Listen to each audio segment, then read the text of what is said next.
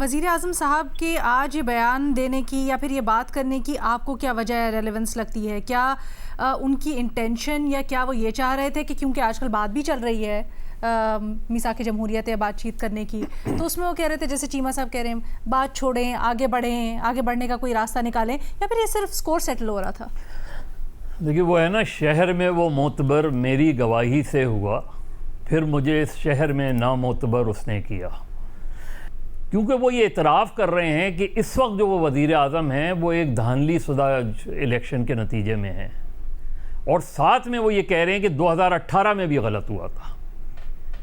उसूली तौर पे दोनों इलेक्शन गलत थे।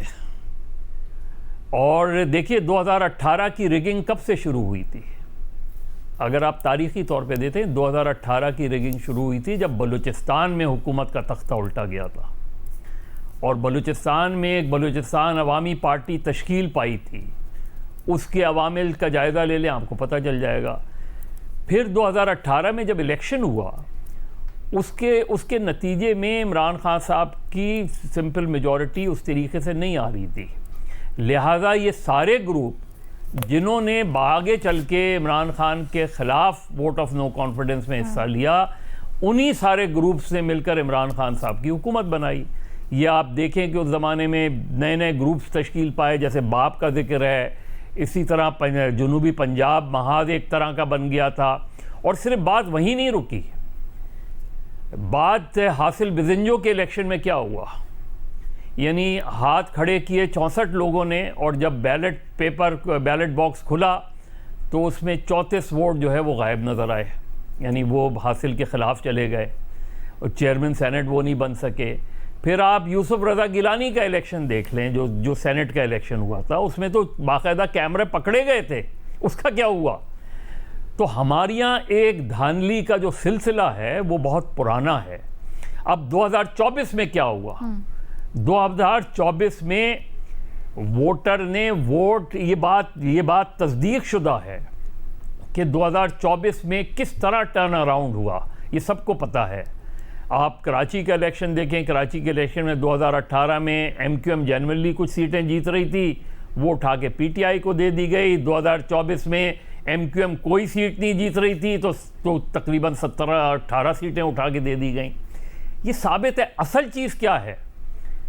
दोनों इंतखाबात के नतीजे में उस वक्त की अपोजिशन ने क्या किया। 2018 के इलेक्शन के वक्त मौलाना फजलुर रहमान ने PDM की तमाम जमातों से ये कहा था कि हमें हल्फ नहीं लेना चाहिए और हमें इसके ख़िलाफ़ तहरीक चलानी चाहिए, लेकिन सब ने हल्फ लिया, सब उस पार्लियामेंट का हिस्सा बने, लिहाजा हमने उस पर मोहर सख्त कर दी।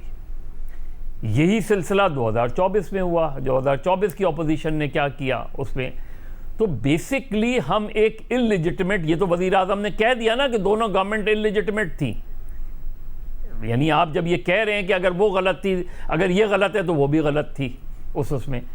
तो एक वज़ीर आज़म ऐलान करता है, आज वज़ीर आज़म ऐलान करते कि मैं इस सिलसिले में एक हाई पावर्ड कमीशन बना रहा हूँ, या वज़ीर आज़म ऐलान करते थे कि चलें मैं समझता हूँ 2018 का इलेक्शन भी गलत था और 2024 का इलेक्शन भी गलत था, तो आए नए इंतखाबात की तरफ चले जाते हैं और उसका एक फ्रेमवर्क बनाएं।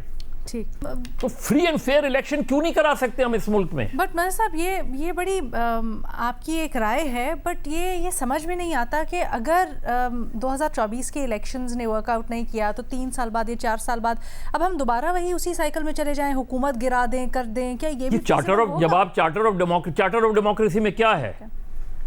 वज़ीर आज़म किसी दिन एक मिनट अलीना, एक मिनट,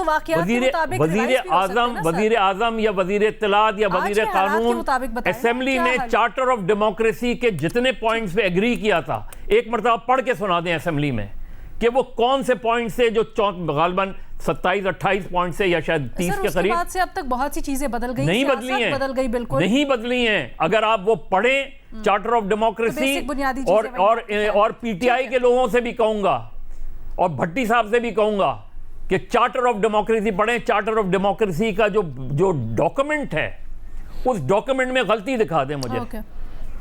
वो चीज़ अगर सामने आती है और उसके तहत नए इंतखाबात होते हैं तो चीज़ें बहुत बेहतर हो सकती हैं। अनफॉर्चुनेटली हम चीज़ें बेहतर करना नहीं चाहते। मज़हर अब्बास साहब, ईरानी सदर पाकिस्तान पहुंच गए हैं। इस दौरे के पाकिस्तान की इलाकाई अहमियत, खारजा पॉलिसी पर क्या असरात हो सकते हैं आपके ख्याल में?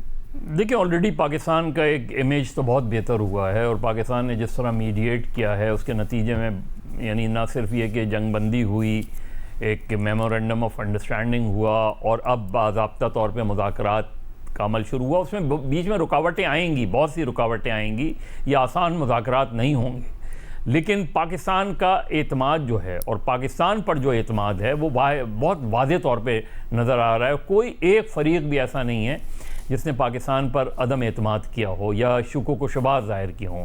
अब ईरानी सदर का ये दौरा बहुत अहमियत का हामिल है, क्योंकि एक ये ऐसे मौके पे हो रहा है जब मुज़ाकरात अभी शुरू हुए हैं, और उसके बाद कुछ मिसअंडरस्टैंडिंग भी हुई है पहले राउंड के बाद थोड़ी सी, उसको भी दूर करने की कोशिश की जा रही है। तो ये बहुत, और सिर्फ यही नहीं, इन मुज़ाकरात की ही पस मंज़र में नहीं, बल्कि पाक ईरान रिलेशनशिप के, ज़ाहिर है आपको पता है कि अगर ये सैंक्शंस ख़त्म होती हैं तो पाक ईरान गैस पाइपलाइन का इशू है। फिर ईरान से एक वक्त था कि हमारे ताल्लुकात में कशीदगी भी आई थी, यानी इस जंग से पहले की सूरत हाल में बता रहा हूँ।